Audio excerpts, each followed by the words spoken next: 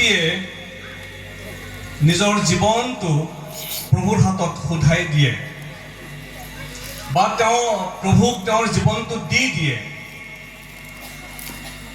সেই ব্যক্তিজনৰ কাৰণে প্ৰভুৱে, ঈশ্বৰে, প্ৰভু যীশু খ্ৰীষ্টই তেওঁক বহুত ওপৰলৈ লৈ যায়। আমি যোৱাকালি পাইছিলোঁ মোৰ ছেশ্যনত যে সোণৰ টুকুৰা এটা কোনেও কাণত বা নাকত নিপিন্ধে, পিন্ধেনে? এই বিস্কুটৰ নিচিনা টুকুৰা এটা, সোণৰ টুকুৰাটো কোনোবাই পিন্ধিব জানো? পিন্ধেনে?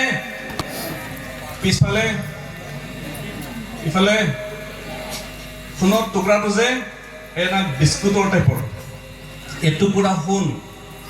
আৰু সেই সোণ মানুহে আনি ডাইৰেক্ট কাণত ওলোমাই নলয়, লয় নেকি? তো কি কৰা হয়? কালি আমি পাইছিলোঁ সেই সোণটো কি কৰে?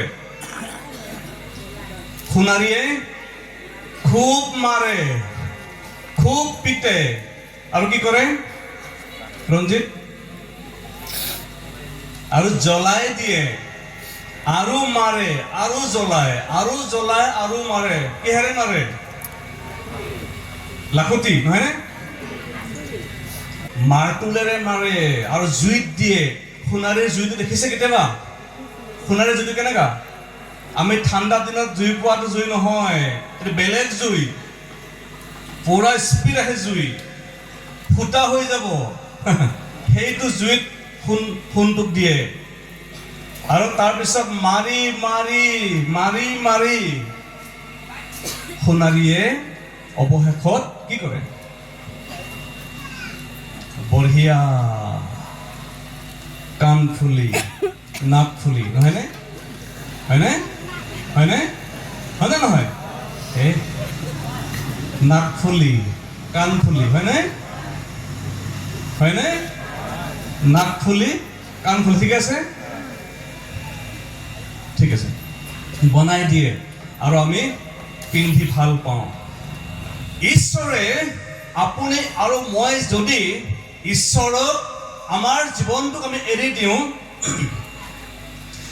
আৰু কেতিয়াবা আমাক ঈশ্বৰে মাৰে, কিন্তু আমাৰ মাৰটো সহ্য নহয়, হয়নে? ঈশ্বৰে যেতিয়া আপোনাক মোক কিবা বনাবলৈ খোজে, আমাক নিৰ্মাণ কৰিবলৈ খোজে, আমাক সৃষ্টি কৰিবলৈ খোজে, আমাক এটা নতুন ৰূপ দিবলৈ খোজে, তেতিয়া আপোনাৰ মোৰ সহ্য নহয়। আমি সেই সোণাৰীক এৰি আমি সোণ টুকুৰা দৌৰ মাৰে। যেতিয়া সোণৰ টুকুৰাটো দৌৰ মাৰি যায়, সি একোৱে অলংকাৰ নবনিব, হয়নে? হয়নে নহয়? অমীয়া হয়নে নহয়? সোণৰ টুকুৰাটো যদি, কিবা কথা আছে নেকি? কিবা আছে? সোণৰ টুকুৰাটো যদি সোণাৰীৰ ওচৰৰ পৰা দৌৰি পলাই, সেই সোণৰ টুকুৰাটোৱে কিবা অলংকাৰ বনিবনে? আৰু যদি সোণৰ টুকুৰাটোৱে সোণাৰীক সম্পূৰ্ণ দি দিয়ে, আপুনি মোক যি কৰে কৰক, কিন্তু এটা মোৰ লক্ষ্য, মোক আপুনি কিবা এটা বনাই দিয়ক। প্ৰেজ দ্য লৰ্ড, জোৰছে হাত তালি এবাৰ। এই কাৰণে যে আপুনি আৰু মই যেতিয়ালৈকে ঈশ্বৰক আমি নকম যে হে প্ৰভু, মোৰ জীৱন মই আপোনাক দি দিছো প্ৰভু, আপুনি মোক কিবা এটা বনাওক বুলি যেতিয়া আমি কম, তেতিয়া আমাৰ মাৰ খাইও ভাল লাগিব। আৰু মাৰ খাওঁতে আমি বুজি পাম যে ঈশ্বৰে মোক কিবা বনাবলৈ গৈ আছে। দীপেন কলিতাক ঈশ্বৰে বনাবলৈ বহুত কিবা কিবি কৰিছিল, মই যোৱাকালি কৈছোঁ।